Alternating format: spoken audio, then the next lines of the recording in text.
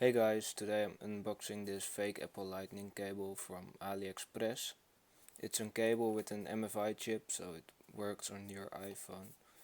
And it's a really good cable that I use every day, and it still works after like a couple of months.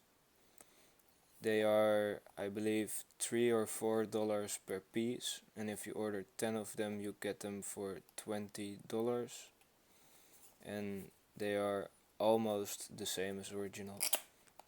The box came with this little thing that closes it, but I removed it because I opened it.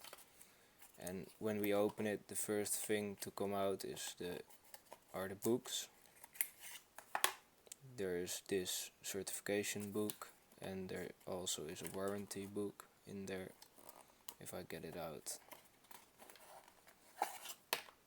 this is the warranty book. Well, it's not really interesting, but if you care about that, it is there. This is the box. Comes with all the labeling and text. Yeah. And this is the cable. It feels very good quality, and yeah, it's like the same as original. Plugs in your iPhone, no problem with the plug or anything like that.